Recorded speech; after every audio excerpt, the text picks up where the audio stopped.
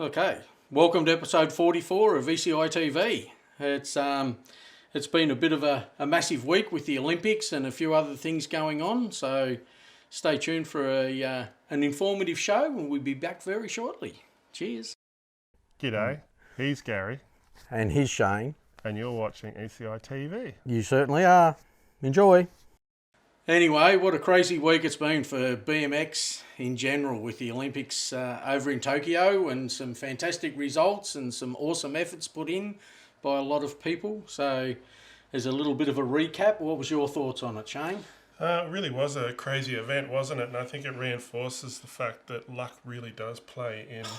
I'm not saying the winners were lucky, but there were a lot of unlucky people to not make it through first and second rounds.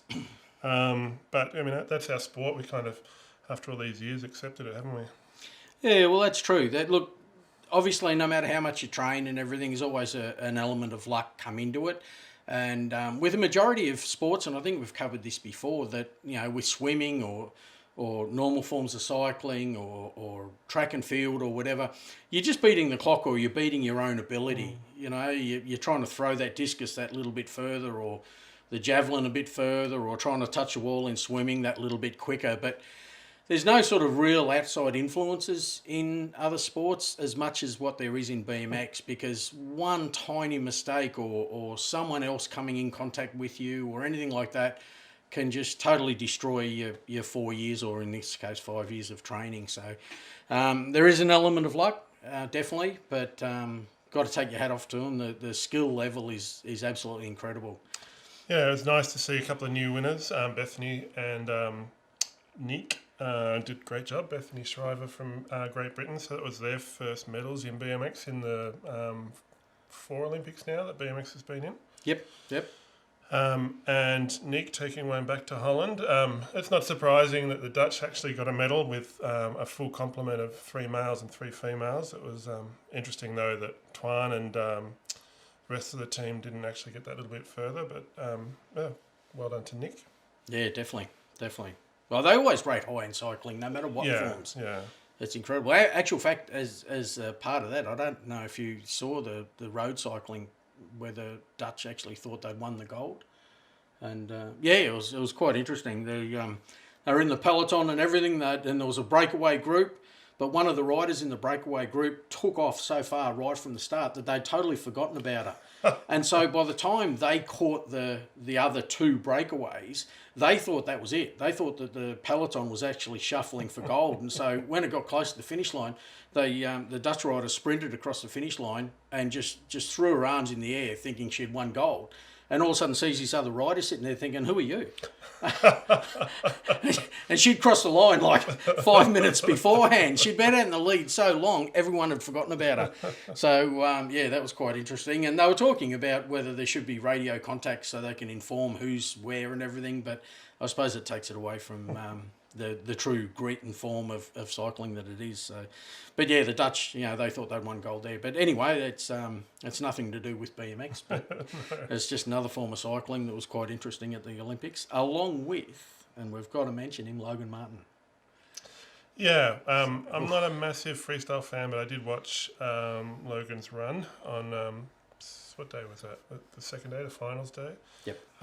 Yeah, just put in almost a flawless run on that first one and was untouchable after that, right? Incredible to be able to have that ability, to be able to, you know, you've got two Olympic final runs, and to score so high on your first run that you've only got to turn up for your second run and basically not fall off to win it. So kudos to him, and fantastic effort. So it was good to see Australia take out the gold medal in the very first freestyle Olympics. But That's our first gold medal in BMX. Yeah, it is too. Yeah, fantastic. So even though we're a race show, I think we can claim that one. Well, it might be to do with his profile hubs that he was running. So who knows? But yeah, so very, very interesting, very great, great results, and obviously the Olympics is still going, or by the time this goes to air, it's probably finished. Yep, just finished. So yeah. So that's it for our Olympic wrap. If you want to see any more discussion, I did speak to Michael Bias a couple of times, once after the quarterfinals, and then we did a wrap after the semis and finals. So if you're really keen to check out more Olympic style chat, maybe head on over to our YouTube channel at ECI Imports on YouTube. I won't ask Gary anymore. I've learnt my lesson. I must admit, it's fantastic to watch Michael and his opinions on different things in regards to BMX, because I've said it many times, he's a fantastic guy. He's a wealth of knowledge. He loves talking about it, and he loves getting into the nitty gritty and the little bits and pieces and the little 1%ers and everything. And fantastic watch. And I did actually watch it this time. So. he likes to analyse everyone's races. So, I think I watched the race pretty thoroughly, and then you start talking to him. It's like, I did miss that. It's incredible how he goes into detail with it. Yeah, it's amazing. So let's move on to news. This week, Mongoose released their Dirtvana video, which I forced you to sit down and watch. So the Dirtvana video is more or less a 2 or 3 minute video that captures the spiritual side of BMX, which we all kind of need to get in touch with from time to time. Well, the spiritual side of dirt jumping. Well, yeah, but that's what BMX it is, really. In its rawest form is riding a bike on dirt, right? Yeah, so that's right. I like to look at it that way. And there's nothing more cleansing of the mind than going for a ride on your bicycle with no rules and no officials and no one pushing you off. And you sound like a long-haired surfer bum. Yeah, man, rad dude. But it was good. It was a good watch. The reason why we bring that one up is because Peyton Reidner is in it. So she hit some big jumps. So if you want to check that one out, Peyton was an Olympian at this recent Olympics and was riding Mongoose. So that's why she's in this video. It actually is quite an entertaining little clip. For a quick, like you said, 3 minute clip or something. It's a bit of fun, a bit of a laugh, and very, very entertaining. It was a bit of a kooky kind of very narrative. Kooky, very kooky. But, it is what it is. So, yeah. And last time we had a discussion, I'd gone through and listed all of the frames and forks that our Olympians were riding, and Gary said, what about tyres? So, of course, I had to go off and do one on tyres as well. So if you want to check that out, that's on bmxultra.com. It was interesting to see, I think it was 73% of riders at the Olympics were running Tioga tyres. And quite a few of them were still running power blocks and power bands, which are an older tyre tread for them. Very very expected, though, the fact that the majority of them were on Tioga. We presume that right from the get-go. Yeah. That was the assumption. There was some calves in there. Yep. Some V's. Yep. Yeah, a bit of a mixture. Yeah. Then there was also some... what was the other one? Maxis? Maxis. There was also Maxis in there, which was unusual because they haven't really been that big in BMX for a little while. So I think Bethany was running Maxis. But from what I heard, they'd specifically designed that tyre for the Olympics through Maxis, I think. Is that correct? No, you might be thinking of the Michelin tyre. Is that what it was too? It was too. Yeah. So with the Maxis tyres, I'm not sure if they were running Torch or DDH. But they were an older tyre tread.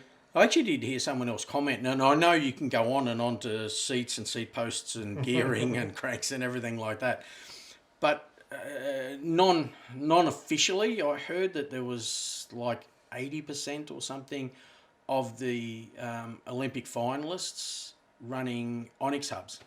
Oh, right. Yeah. I don't know the truth to it, but I did hear that from a fairly reliable source, so that's incredible if it is. That's fantastic. So. But like I said, you can start to analyse it down to everything, and I think you've done enough research here for us, mate. Yeah, I have. I did want to do a bit of a breakdown on who made the finals and get a sort of breakdown of what frames and forks and tyres were in that one, and which countries people were from, and then maybe even start a medal tally dating back through all of the Olympics, so we can see how many of each country were won. But Australia would be pretty low there with the one singles silver medal. Is that all in your spare time? All in my spare time. Yep. So talk about Sam Willoughby with his silver medal. All Tracks Australia have headed over to South Australia, and they've started working. Finally, started working on the Sam Willoughby International BMX track over in Adelaide. So it's going to be quite a spectacular track, actually, by the looks of all the designs and everything that we've seen. It's going to be fantastic. It's going to be great for the sport to have something of that calibre in South Australia, and fairly fairly local to us, really. It's only a quick skip across the border if we're allowed to go over there, and I'm sure we'll hit it a few times once we're able to. Fingers crossed. It is being built by BMXers, so they've got David Gosling heading up the team, and I did notice Jake Sverns and Max Cairns there as well. So hopefully that gives it that edge, and the track will be, one of the most spectacular tracks here in Australia, and definitely a must-do. Geez, with the calibre of operators like that, you would think if they can't get it right, there's something wrong. Let's not say that, because we all know what it's like to build a track and have jumps settle, and everyone's looking for somebody to blame. But no, I'm sure Oil Tracks will do a great job. They did a great job updating BSX last year, and I'm sure they do a great job on a full-size track. I've seen quite a bit of their work. Yeah, no, definitely. Yeah. So not much in the way of news given all the Olympic talk. So there are a few events, and we're crossing our fingers for these events because obviously with lockdowns, border closures and everything else.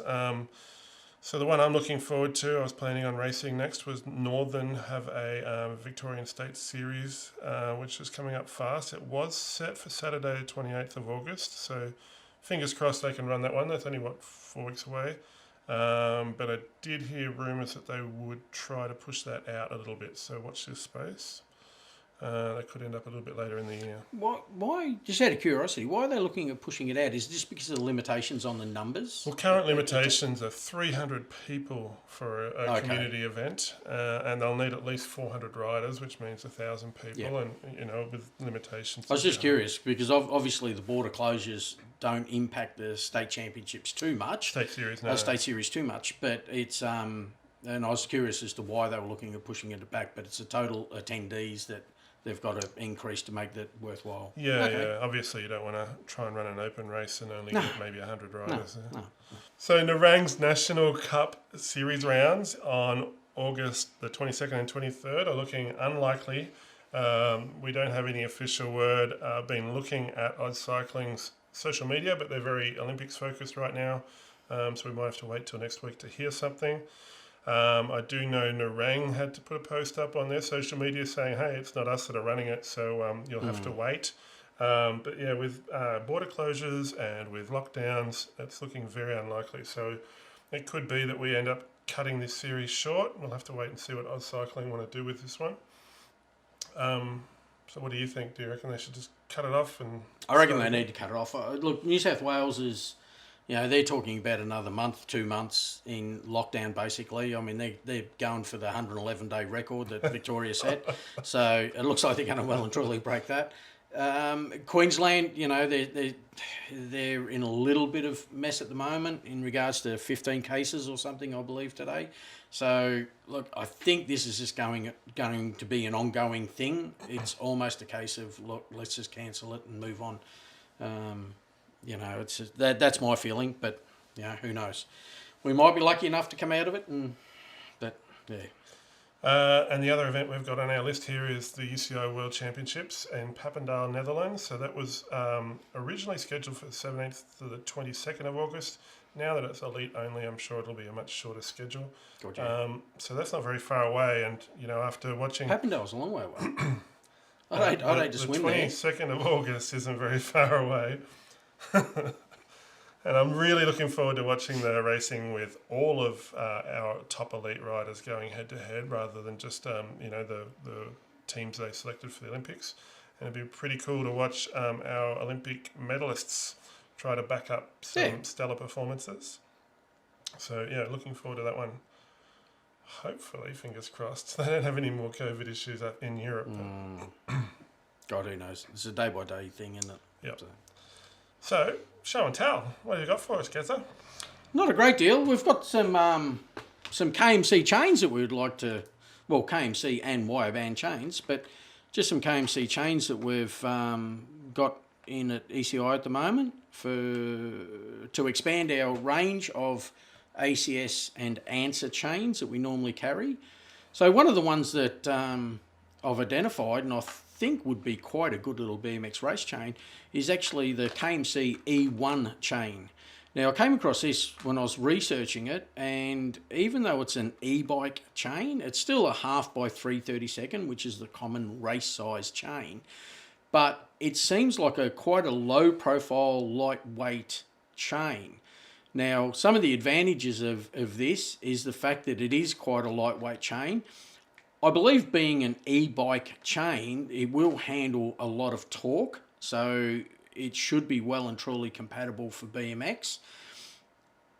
It's got what's known as an X factor. Now, the side plates of the chain actually have an X stamped into it. Now, what that's for is, if anyone knows, is that if you get a flat piece of metal, it can be quite flexy. If you crease it, it adds a lot of strength to it. So what they've done is they've kept the side plate fairly narrow, or thin, I should say, and stamped it with an X in it to stiffen it up. So what that effectively does, it reduces the weight of the chain, but still gives it that side load strength. So it's it's a good little one that we've sort of come across that is super light. It's not a BMX chain. It's not necessarily a specific single speed or fixie chain. It's an e-bike chain.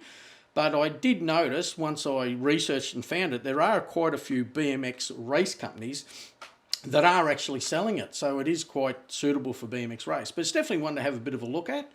We've also got the K1 SL chain, which is basically the cool chain. These are all 332nds, so they're all race specific BMX ones.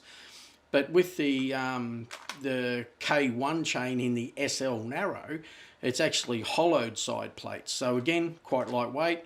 And then the standard K1, which is like the old cool chain, but in a 332nd, not a street version. So there are a couple of chains that we've got in stock now at ECI.